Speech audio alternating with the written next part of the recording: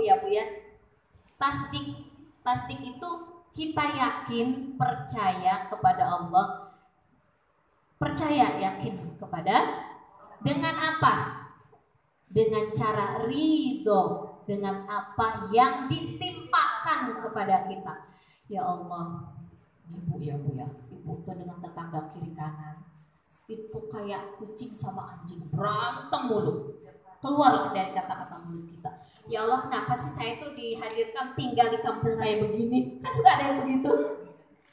Ya Allah, saya tuh pengen pindah aja nih kan gitu. Kalau kita yakin kepada Allah, tasdik, Ibu tuh harus ridho.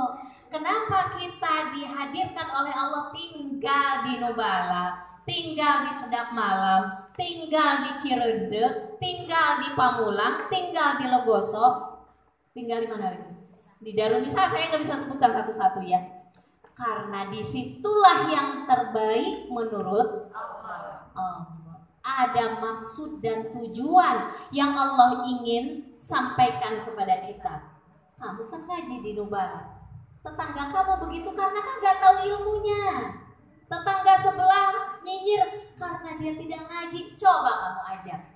Kalau dia tidak bisa diajak, coba berikan contoh teladan oleh akhlakmu. Nanti dia akan berubah. Ibu yakin apa yang membuat dunia ini berubah? Di tangan baginda kita Rasulullah Sallallahu Alaihi Wasallam. Apa yang membuat berubah? Bukan sholatnya Rasul, bukan hebatnya Rasul bisa punya pengetahuan, bukan itu. Akhlak. Jadi kalau kita berakhlak di masyarakat, pasti kita akan jadi panutan di situ. Jadi apa? Yang diinginkan oleh Allah adalah kita tinggal di situ, kita ridho aja. Berarti ada sesuatu yang Allah inginkan dari saya. Begitu Bu, harus bertanya kepada diri. Itu orang yang mengenal diri. Nanti lama-lama akan mengenal Allah. Kenapa saya dijadikan ibu buat anak saya? Ibu harus bertanya di situ. Kenapa saya dijadikan mantu? Jadi mantu oleh mantu kita. Jadi mertua buat dia. Berarti ada maksud dan tujuan yang Allah ingin berikan kepada. Kalau gitu saya ridho ya Allah punya mantu, walaupun mantunya beragajul. Ridho. Jangan ridhonya kalau mantunya soleh aja Bu. Mantunya banyak duit baru ridho. Mantunya ganteng baru ridho. Punya mantu kok udah jelek, pesek, pendek, rembek. Jangan gitu. Ridho, ya, ridho. Udah jadi ujian buat kita kalau emang kurang menyenangkan. Ya Allah, aku udah ridho. Ini amalan kolbu. Ridho aja dengan apa yang bukan membenarkan ya Bu ya. Kalau emang dia salah bukan membenarkan. Kalau dia emang bila dia berogajul yang gitu apa kita harus setuju? Bukan setuju. Terima dulu. Baru nanti bagaimana. Harus disikapi dengan sabar. Itu amalan kolbu Bu. Ini siap nih di bulan Ramadan Bu. Dan sekarang mulainya. Kalau langsung bulan Ramadan ujuk-ujuk ada tetangga nyinyir, ada tetangga ngomongin, oh susah Bu. Dari sekarang. Nah Ibu siap? Kalau siap nanti Ibu akan diuji oleh Allah pulang dari sini. Karena apa kata Allah? Wa nablu akhbarakum. Aku akan uji kabar-kabar kalian. Akan diuji, kita siap nggak? Tapi kalau udah punya ilmunya kita akan kuat. Itu Bu kalau kita bilang, kata gurunya gini, siap nggak ujian? Kata murid-murid siap. Emang guru nggak kasih ujian setelah itu? Karena kita sudah bilang siap, pasti akan diuji. Tapi karena udah dikasih wanti-wanti sama guru, kita kan akan belajar. Oh nanti yang akan diujikan ini. Lihat aja Bu. Kalau Ibu cerdas, pasti Ibu akan bisa menilai, oh ini ujian yang akan Allah berikan kepada saya. Ibu kan gak siap tadi, akan diminta itu pertanggungjawaban oleh Allah. Tapi ketika kita diujinya sukses, oh Ibu luar biasa akan diangkat derajatnya oleh Allah. Sukses dalam hidup, benar anak-anak kita juga. Ibu pasti akan jadi number one Pintar tuh Bu Zainab. Dia yang pantas di sini kayaknya ya. Number one di masyarakat, di keluar. Kalau ibu sudah bisa mengakses, membaca, oh ini ujian Allah, saya harus sukses. Yang ketiga, amalan kolbu itu adalah zikrullah. Ya Bu ya, zikir itu ada zikir khofi namanya ya. Salah satunya yaitu kita mengenal nama-nama dengan dizikirkan, ya Allah, ya Rahman, ya Rahim. Dizikirkan sama kita, Bu. Ya Rahman, ya Rahim, ya Malik, ya Kudus. Apa yang ibu bisa ungkapkan, diungkapkan bukan hanya sekedar kata-kata, tapi dimaknai di dalam kolbu kita. Itu namanya khofi, yang tersembunyi. Kita kebanyakan astagfirullahaladzim, alhamdulillah. Udah berapa ya? Oh udah 100. Kata Ustaz kan kalau baca istighfar 1000 kali akan begini. Enggak ada di dalam khofinya. Menyentuh ke kolbunya itu enggak ada, enggak bakalan Bu. Allah tidak akan mendengar doa orang-orang, yang tidak akan mengabulkan doa orang-orang yang apa? Biqalbin ghafilin lahin, hatinya lalai, gak serius. Artinya dia tidak ada khofi. Ghaflah ya. Ghaflah itu artinya apa? Hatinya nggak berzikir, yang berzikir mulutnya aja. Kebanyakan kita begitu kan? Nah sekarang ibu bawa ke dalam hati kita. Nanti biasanya kalau ibu pengen lebih berefek itu biasanya kalau ada guru yang mentalkinkan zikir itu akan lebih berefek sekali Bu. Kita belum ya. Nanti mudah-mudahan Allah hadirkan saya bisa membawa ibu ke guru saya. Itu lebih berefek. Nanti seterusnya kita sendiri bisa. Tapi awalnya itu akan disentuhkan gitu. Zikirnya seperti apa. Lanjut. Nah, karena kolbu itu berubah-ubah Bu. Kadang-kadang dia akan mengarah ke hal yang buruk. Kadang-kadang dia akan mengarah kepada hal yang positif.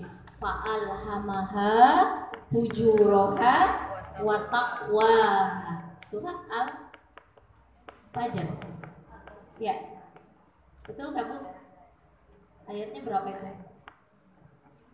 Allah mengilhamkan hal-hal yang takwa, yang baik-baik dan yang buruk-buruk. Jadi kalau seseorang cenderungnya kepada hal-hal yang buruk, kolbunya cenderungnya kepada hal-hal yang buruk, maka yang akan terjadi kecondongan kepada kerusakan. Jadi nanti kalau kolbu kita condongnya kepada hal-hal yang buruk, nanti hari pertama itu yang akan terjadi Bu, kalau sama pasangan ribut aja. Kalau kita bisnis, padahal kita tahu kita lagi puasa, berani bercurang. Kalau kita lagi kalau mau ngelakuin sholat dan sebagainya itu ada rasa malas aja. Kenapa? Karena kan di sini kolbu. Kalau kolbu lebih condong kepada keburukan, maka di dalam mata hati seseorang itu, kolbu itu punya mata Bu. Ini mata ya, mata kita. Mata. Bukan mata ini Bu, mata yang ada di dalam, namanya mata. Kalau kita condong kepada keburukan, berbuat salah, bohong, kemudian manyun, ngomongin orang apalah, ngobrolnya enggak ke orang tapi ibu. Kolbu itu juga bisa berkata-kata, malah dia bisa lebih sibuk, lebih heboh daripada omongan kita. Ketika kolbu ngomongin dalam hati nih, saya tahu sebetulnya dia itu orangnya nggak ikhlas, saya tahu dia itu begitu, emang segala macam, itu noda itu akan masuk ke dalam mata batin kita, setitik dosa itu akan jadi noda di dalam mata batin kita. Ketika itu jadi noda Bu, itu malah ikat mungkar nakir, belum mencatat, belum disampaikan kepada Allah sebelum malam terakhir. Sebelum berarti subuh ya. Nah, kalau di tengah malam sebelum subuh kita sudah bertobat kepada Allah, kita istighfar, kita tobat sama Allah, ya Allah ampuni dosa-dosa, astagfirullah wa atubu ilaihi, astagfirullah. Kita tahu mau bermuhasabah dosa saya tadi apa waktu dari pagi, siang, sore. Kemudian kita bangun tengah malam. Kemudian kita sebelum menjelang subuh kita udah beristighfar kepada Allah. Dosa-dosa kita itu nanti Bu tidak akan dibawa, tidak akan dilaporkan kepada Allah. Jadi catatan amal kita, kalau kita biasa beristighfar sampai maksimal sebelum subuh, maka catatan itu kan akan dibawa, catatan itu sehari berapa kali sama malaikat? 2 kali, ketika pagi sama zuhur kita istighfar mohon ampun, asar istighfar mohon ampun. Banyak dosa-dosa yang kita lakukan dari pagi karena kita beristighfar dan memohon ampun kepada Allah, dan istighfar itulah yang menghapus noda-noda yang ada di dalam mata batin kita, di dalam kolbu kita tadi itu yang sudah ternoda tadi akan dihapus oleh malaikat dengan istighfar dan taubat. Jadi ketika dibawa itu amal catatan ke hadapan Allah pasti sudah bersih. Jadi kafarahnya dosa itu apa tadi? Istighfar. Kata Rasulullah, man aksarul istighfar, barang siapa yang memperbanyak istighfar di dalam hidupnya, pasti di hidupnya akan bahagia. Kenapa Rasulullah bilang bahagia? Karena dosa itu akan mendatangkan kesusahan. Dosa itu akan mendatangkan masalah. Dosa itu akan mendatangkan musibah. Dosa itu. Jadi kalau kita gelisah, kemudian tiba-tiba ada sesuatu, nah jangan-jangan saya banyak dosa ketika sore belum diampuni oleh, kalau belum diampuni oleh Allah, malamnya akan mendatangkan dosa akan mendatangkan masalah, gelisah, resah, kesusahan dan sebagainya. Begini kata Rasulullah, man aksarul istighfar min haitsu la yahtasib, kan dia akan wa yarzuquna wa may yattaqillaha yaj'al lahu makhraja. Orang yang banyak beristighfar kepada Allah, maka Allah akan mengeluarkan dari setiap permasalahan, akan memberikan jalan keluar dari setiap permasalahannya. Artinya apa? Karena masalah itu bersumber dari dosa, maka masalah itu akan diselesaikan oleh Allah, Bu. Begitu maksudnya. Bisa dipahami nggak sih? Saya agak-agak bisa dipahami, tapi saya paham dah, cuma kata-katanya itu. Jadi artinya dosa itu akan mendatangkan masalah, tapi kalau kita istighfar, bertobat sebelum dilaporkan kepada Allah, maka dosa itu akan dihapus. Otomatis kalau kita bersih, itu masalah tidak akan, kalaupun ada, akan diselesaikan oleh Allah. Hidup kita tenang, senang, bahagia aja, Bu. Kalau kita batin kolbu kita ini selalu bersih. Kita ini kan manusia, pasti banyak berbuat dosa, tapi kalau batinnya selalu diistighfarkan, tobat kepada Allah, insya Allah tidak akan mendatangkan masalah. Apa sih, Bu, arti istighfar? Ada yang tahu istighfar itu? Ghafar, artinya menurut para ulama ya, di dalam tafsirnya dikatakan yaitu menutup. Istighfar itu menutup. Jadi kalau kita beristighfar kepada Allah, maka Allah akan menutup segala kesalahan kita. Kemudian apa yang dimaksud dengan taubat? Kan habis istighfar, taubat ya. Nah, bukan hanya istighfar doang, astagfirullah, tapi nggak ada penyesalan. Dengan istighfar tadi, dosa yang sudah ditutup oleh Allah Allah tidak akan menimbulkan efek samping, gitu Bu. Kenapa? Karena setiap dosa pasti akan menimbulkan efek samping. Jadi kita mohon kepada Allah dosa-dosa yang kita lakukan pertama ditutup, diampuni oleh Allah. Kedua, bukan hanya diampuni, karena kalau udah diampuni nanti akan ada efeknya. Kalau cuma diampuni doang, saya udah istighfar banyak, tapi nggak ada penyesalan, nggak bisa. Harus ada penyesalan. Untuk apa? Supaya dosa-dosa yang kita lakukan itu tidak berefek di kemudian hari, baik untuk diri kita maupun untuk orang-orang di sekitar kita. Wah, itu luar biasa ya, efek dosa ya Bu ya. Jadi maka orang yang punya batinnya bersih dinamakan dia punya mata hati yang bening, basirah. Suka ada istilah nggak itu Ibu pernah dengar?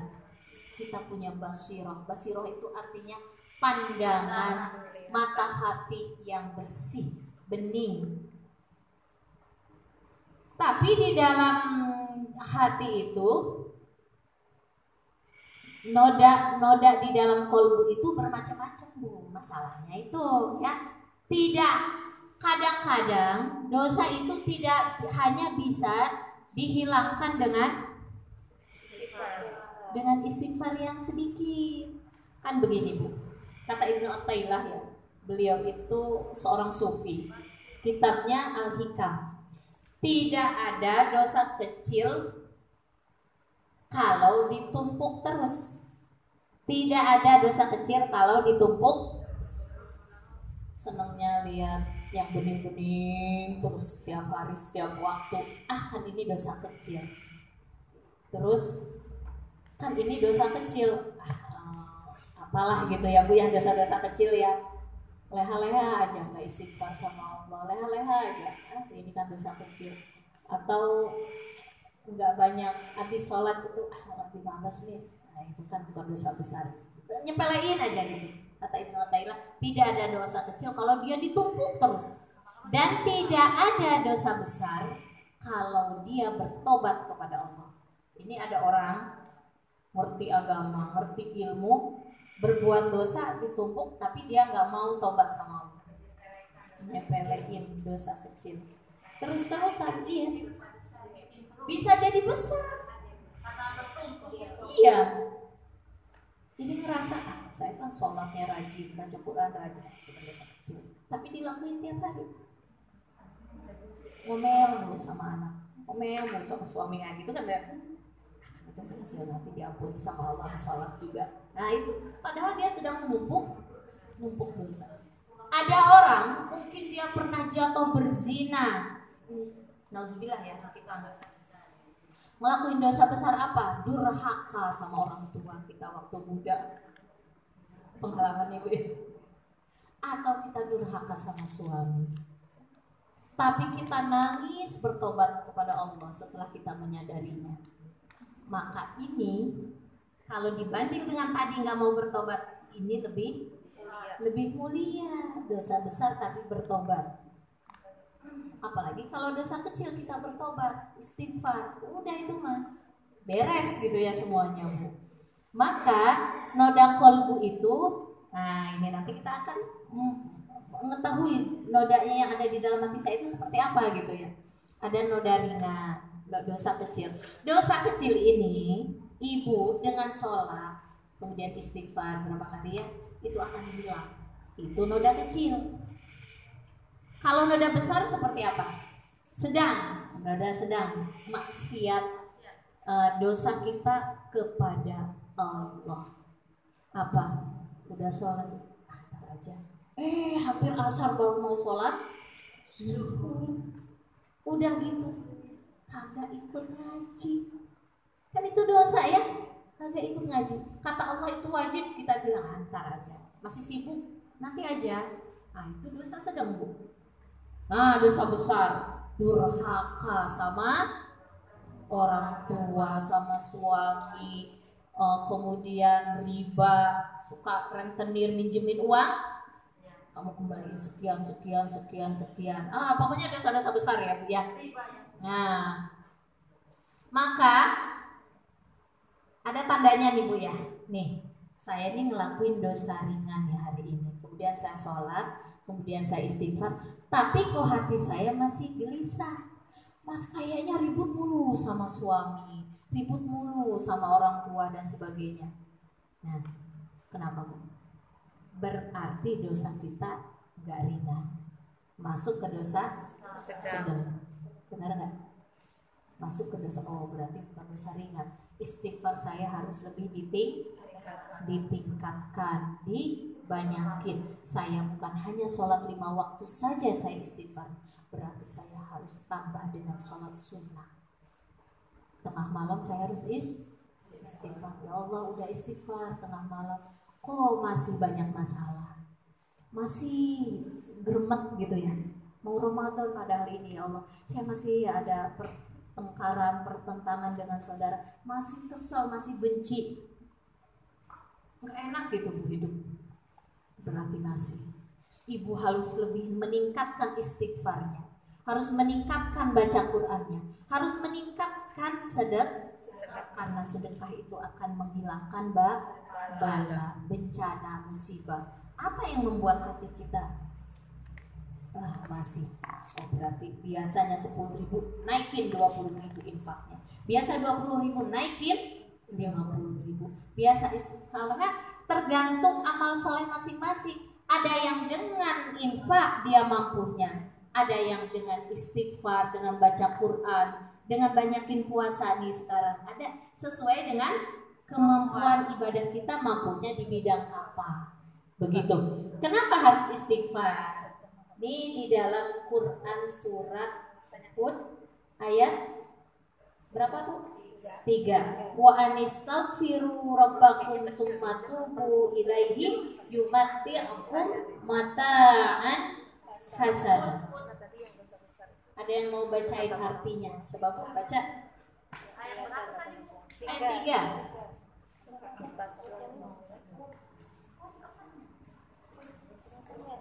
Ayo Bu, siapa yang mau bacain? Ayo silakan.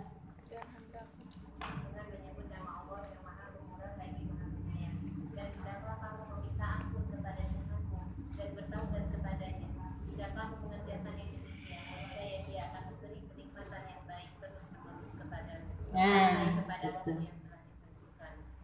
Dan dia akan memberi kepada tiap-tiap orang yang mempunyai keutamaan balasan keutamaannya. Jika kamu berbalik, maka sesungguhnya takutlah akan ditimpa siksa hari kiamat. Ibu, nih, kalau orang biasa beristighfar ya, nih kelihatan di awal Ramadan. Kita ini kan kita pengen beribadah dengan baik di bulan Ramadan. Maka ketika kita beribadah di bulan Ramadan, kalau kita benar-benar beristighfar dan bertaubat kepada Allah, yumatti'ukum mata'an hasanah, maka kita akan dimudahkan untuk mendapatkan kebahagiaan Ramadan tadi. Gimana caranya? Tadinya mau berantem sama suami kagak jadi, ada gesekan-gesekan sedikit, langsung cepat reda. Itu orang yang biasa beristighfar. Tadinya mau ribut sama anak, nggak jadi. Kan kalau ribut jadi nggak enak ya Bu ya, bisa nggak ngomong 3 hari 3 malam sama anak juga. Iya, kesel kan, kurang ngajar, nggak berbakti nih anak kan, segala macam kan. Tapi kesel bawaannya kita. Kalau kita pandai-pandai rajin beristighfar, itu tuh Allah akan bimbing, Allah akan angkat. Yumatti'ukum mata'an hasanah. Jadi dari sekarang Bu istighfarnya, tobatnya tiap hari, tiap malam kita. Habis sholat banyakin, habis sholat 5 waktu, malam kuatin lagi, supaya nanti ketika Ramadan enak bawaannya, tenang. Yumatti'ukum mata'an hasanah, itu artinya Bu.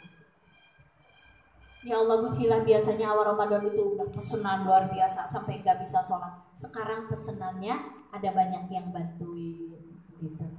Saya bisa ibadah, saya bisa dekat kepada Allah. Biasanya tahun kemarin saya gak pernah bisa ikut pengajian seperti ini. Nanti Ramadan, nanti kita lihat Ibu mudah enggak untuk datang ke pengajian? Bu Vila ada ini, ada itu, jadi gak bisa datang. Berarti tidak yumatti'ukum mata'an, banyakin istighfar Bu. Nanti Allah akan mudahkan untuk beribadah kepada Allah, untuk melaksanakan amal soleh itu mudah. Ayat yang selanjutnya tadi surat Apa? No ayat 10-11. 10-11. Silahkan baca Bu. Siapa yang mau terakhirnya? Ini keutamaan istighfar ya Bu ya. Ini ayat Qur'annya. Kan kita pengen sukses nih di Ramadan. Harus ngerti ayat, harus ngerti apa yang disampaikan oleh Rasulullah, dan harus ngerti dengan logika kita supaya kita kuat dalam melaksanakan. Ayo Bu. Waya kaumis, siapa yang mau baca? Silahkan. Ayat 10 sama 11.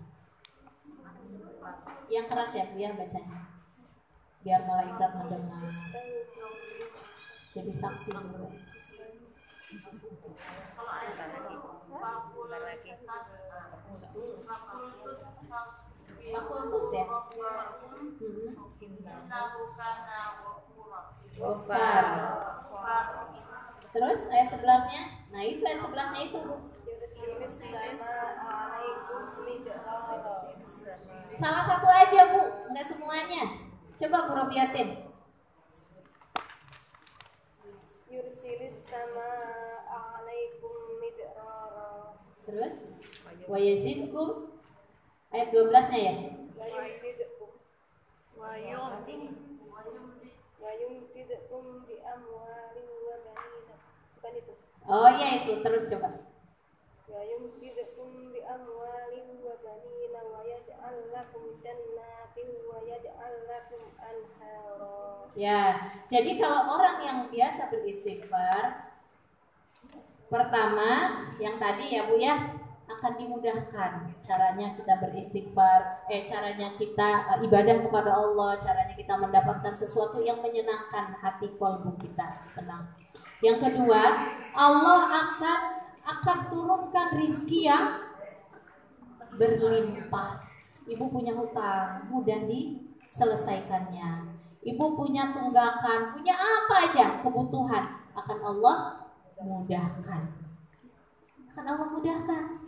Jadi bukannya Bu Vila saya kalau nggak sungguh-sungguh di Ramadan, dulukan dulu istighfarnya. Nanti hal yang sedikit, Ibu kerja dari pagi sampai zuhur. Nanti itu akan mengcover semuanya. Daripada kita nggak istighfar, kemudian kita kerja dari pagi sampai malam. Selesai juga sih karena kesungguh-sungguhannya. Tapi ibadah nggak dapat. Tapi kalau kita mulai dengan istighfar dan bertaubat, kerja pagi sampai zuhur itu bisa menyelesaikan yang orang yang tidak banyak istighfar dari pagi sampai malam. Itu pilih apa? Yang pagi sampai zuhur, tapi selesai semua.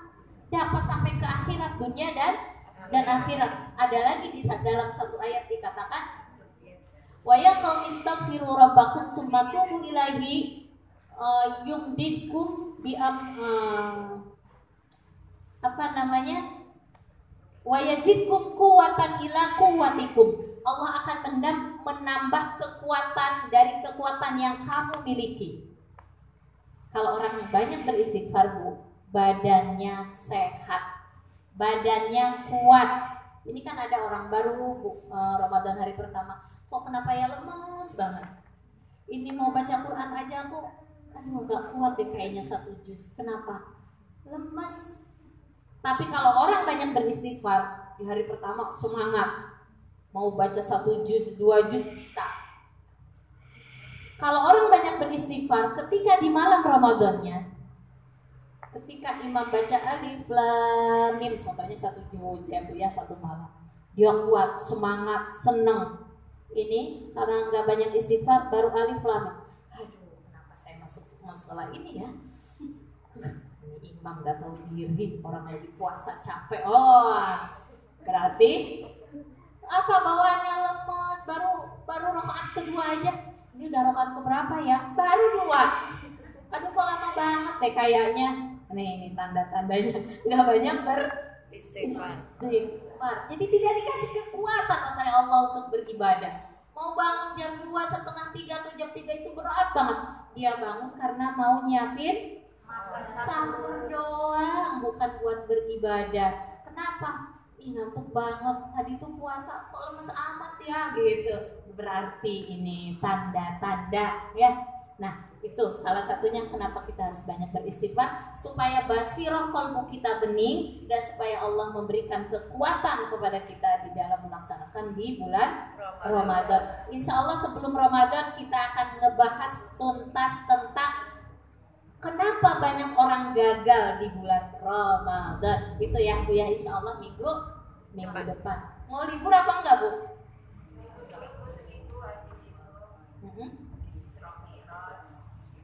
Libur satu Ramadan. Nanti pas satu Ramadan kita akan bahas tentang apa yang membuat seseorang gagal mendapatkan keuntungan, rahmah, keberkahan dan ampunan di bulan Ramadan gitu ya Bu ya. Insya Allah saya akan sampaikan itu. Dari saya cukup sekian, mohon maaf bila mana ada kesalahan kekurangan, bila semata-mata datangnya dari diri saya dan saya. Sekali lagi mohon maaf dan saya juga mohon ampun kepada Allah, kelebihan datangnya dari Allah. Wabillahi taufiq wal hidayah. Wassalamualaikum warahmatullahi wabarakatuh.